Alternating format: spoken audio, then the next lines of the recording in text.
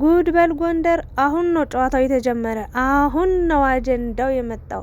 ፍቅርና አብርሽ አንድ ዶርም ውስጥ እንደምታዩቸው በዚህ ሙድ ውስጥ ይገኛሉ።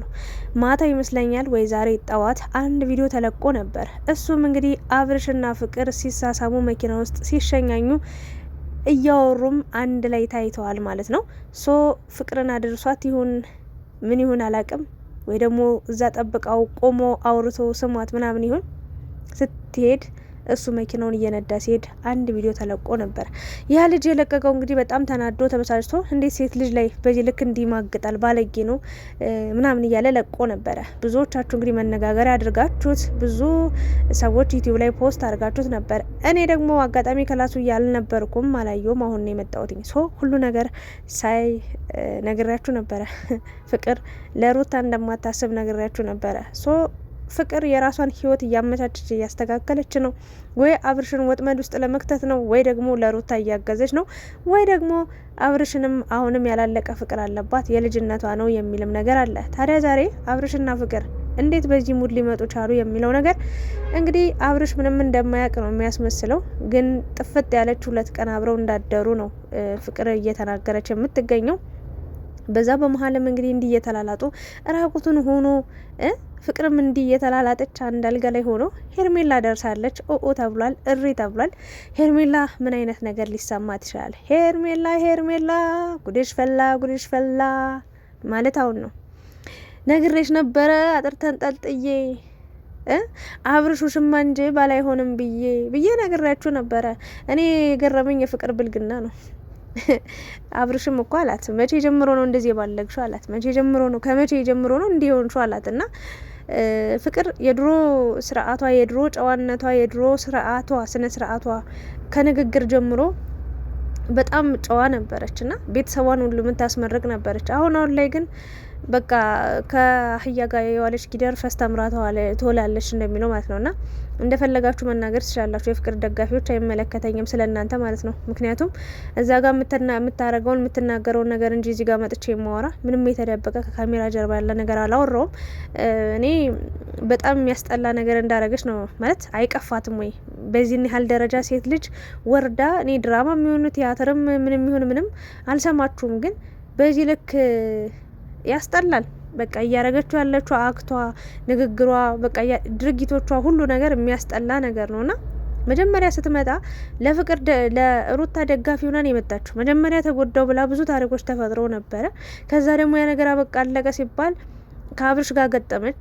ከዛስ በቃ ለሩታ እንትን ብዬ ነው አሳዝናኝ ልረዳት ነው እንደ አንድ ሴት ብላ ሄርሜላን ከሷ ህይወት አስወጥታ በቃ ከአብርሽ ህይወት አስወጥታ ከሩታ ጋር ለማድረግ ፈልጋ ነበር። አልሆነም። አብርሽ ሩታን አይፈልግም።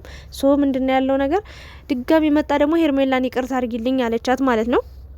ሄርሜላም ልትቀበላት አልቻለችም። እንደዛ ነውና በመሀል እኔ ሁሉ ነገር አስጠልቶኝ ቪዲዮ መከታተልም መስራትም አስጠልቶኝ አቁሜ ነበርና እንግዲህ እቺ ቪዲዮ ስትዘዋወር ውላ ነበር ሙሉ ቀን ብዙ ሰዎች ሲያዩት ነበረ።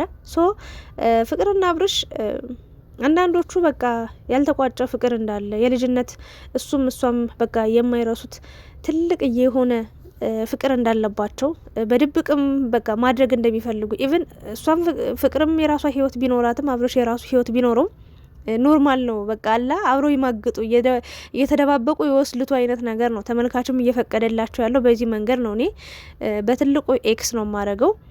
ይህንን ጉዳይ እንግዲህ አብርሽ መጀመሪያ ታሪኩን ልንገራችሁና ከዛ ሀሳብ አስተያየት እንስጣችሁ። ካሜራማን ማን እንደነበረም ልነግራችሁ ወዳለሁ። ሄርሜላም መጣለች። እንግዲህ ምን ሊፈጠር ይችላል የሚለውንም እናወራበታለን።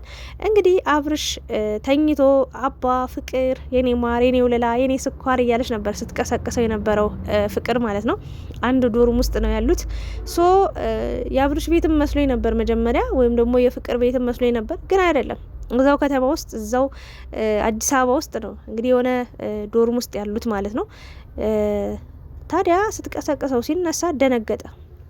በጥፊ መታት ምናምን አላደል ምንም ነገር እንደማያውቅ ምን አጠጥተሽ ነው ምናምን ብሎ መናገር ጀመረ ማለት ነው። ፍቅር ደግሞ እንዴ ምንድነው ያመሃል እንዴ ምን እንዳልተፈጠረ ምናምን ትሆናለ የተፈጠረ ነገር ነው። ከሁለት ቀን አይደል እንዴ አብረን ያደርነው አብረን ይሆን ነው። ታዲያ ጸጉርሽን የተሰርተሽ መጣሽ እንዴ? በቃ ሸኝት ሀይ ጸጉሬን ተሰርቼ ምናምን የመጣሁት ምናምን ከዛስ ቪዲዮ ቀርጫለሁ፣ ፎቶም አንስቻለሁ። እንዴት ምናምን ግዋ ግጭ ጫማዬን ስጭኝ፣ ቲሸርቴን ስጭኝ።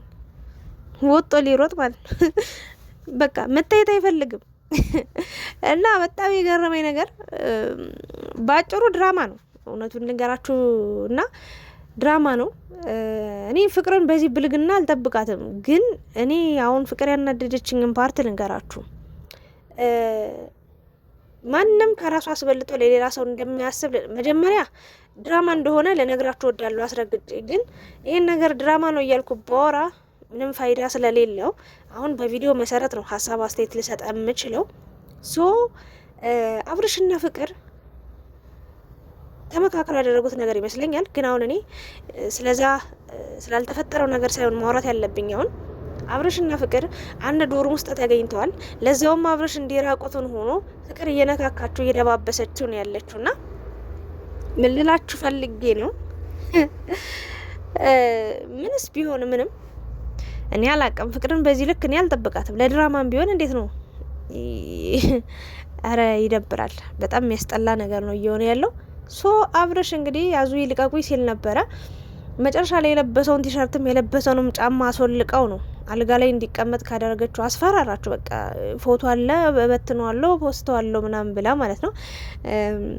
አንደኛ ነገር ኧረ እኔ እንጃ እዚህ ጋር አሁን ምን አይነት ትምህርት ነው ያለው? አሁን ፍቅር መጀመሪያ ምን አለች? እኔ ሴት ስለሆንኩኝ በቃ ዶርም ውስጥ አስገድዶ አስገባኝ ብዬ ኦኦ ብዬ ጮኋለሁ።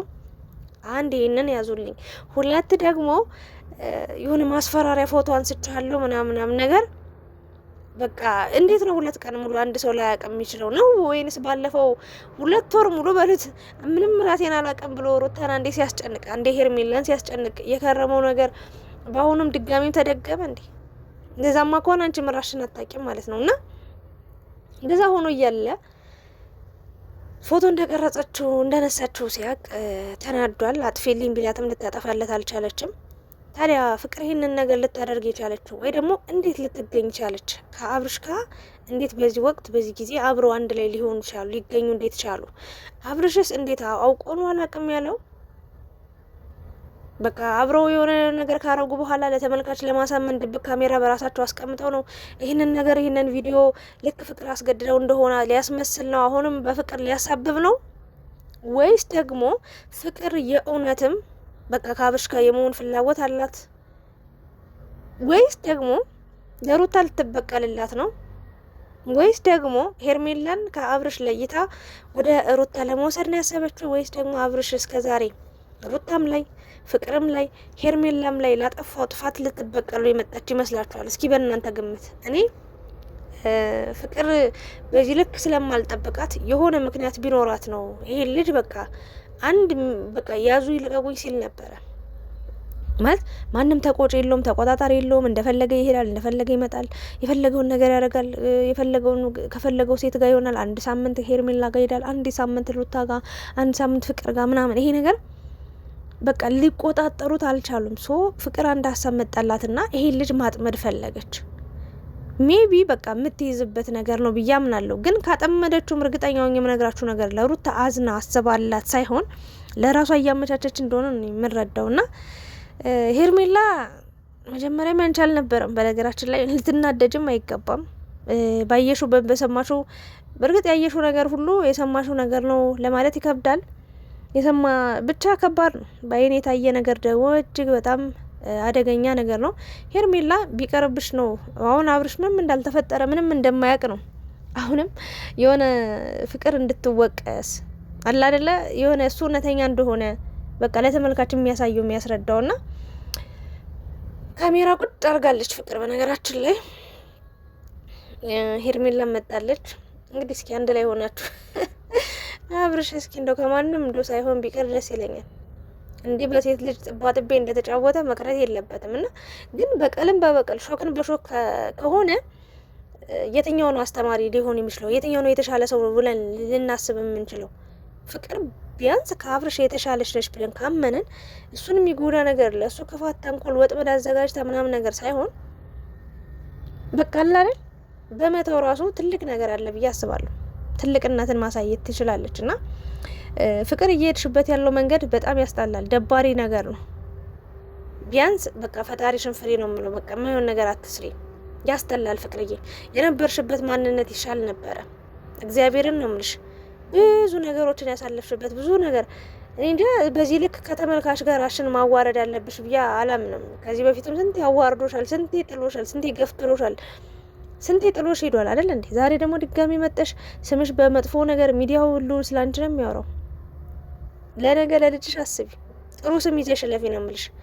አንቺ ነገ ትሞች ዛሬ ትሞች ለማታውቂው ህይወት በዚህ ልክ መንዘላዘል፣ በዚህ ልክ ከወንድ ጋር እንደዚህ አይነት ነገር ይሄ ትክክልና ጥሩ ያልሆነ ነገር ነው ብዬ ስለማምን ፍቅር ይሄን ነገር ብታቆሚ። አብረሽ ሁሌም የሴቶችን ስም ለማስጠፋት ሴቶችን ለማስጠቆር በቃ እሱ ሁሌ ትክክል እንደሆነ እሱ ጥፋት እንደሌለበት ኢቨን 2 ቀን ሙሉ እንዴት ነው አንድ ሴት ጋር አብሮ ሆኖ ውሎ አላቅም የሚለው በስማ ቱ አሌክ።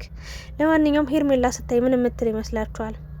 በጠረባ የምጥለው ወይስ ደግሞ በካልች የምትለው ወይስ የምትነክሰው ወይስ ሙትቧጭረው ይመስላችኋል? አብረሽ እንግዲህ ፈጣሪው ነህ፣ ሌላ ምንም አይደለም። ትንሽ መሽቷል፣ ብዙ ማውራት አልቻልኩም። ነገ በአዲስ ነገሮች እንመጣላችኋለን። ፍቅርዬ ግን ሰራችለት። የምሬን ነው። ትልቅ በቀል ነው። ጥፍጥ ያለች በቀል። ከባድ ነው፣ ከባድ ነው። ይህን ያህል ራሷ የምታረግ ሴት ነች ብዬም አላምንም እንደኔ። ያው በቃ መፍትሄ ፈለገች። አብረሽ ፍላጎት አለው 100% ከፍቅር ጋር የመሆን ፍላጎት አለው። አይታችኋላ ሩታ ራሱ የላከቻት ጊዜ እንዴት ምን ሲላት እንደነበር በቃ የልጅነቴ ትውስታዬ ምናምን ብሎ በቃ ስም ሁሉ እንዳወጣላት ሲያወራ ነበር። ግን ይህን ተጠቅመሽ ደግሞ ማጥቃትሽ ጥሩ ነገር ነው። ሄርሜላ ጋር ተሰብስበው ቁጭ ቢል እኮ እኛ እግዚአብሔርን ችግር ያልነበረውም ወይም እንደግፈው እናበረታው ነበር። ግን ችግሩ ሄርሜላም ጋር እርግጥ ብሎ ቁጭ ማለት አይችልም። ሰብሰብ ብሎ ሩታ ጋር መቀመጥ አይችልም። በቃ ድሮም መንገደኛ መሄድ የለመደ ሁሌ እግረኛ ነው። በቃ ይሄዳል፣ ይጓዛል። እና ይህን ሰው በምን አይነት መንገድ ሊመለስ እንደሚችል በጣም ችግር ነው። እንግዲህ እኔ አላውቅም። እስኪ ሀሳብ ስጡበት እናንተ። የኔ ሀሳብ ይህንን ይመስላል። ከዚህ በላይ ብዙ ማውራት አልቻልኩም። አመሰግናለሁ።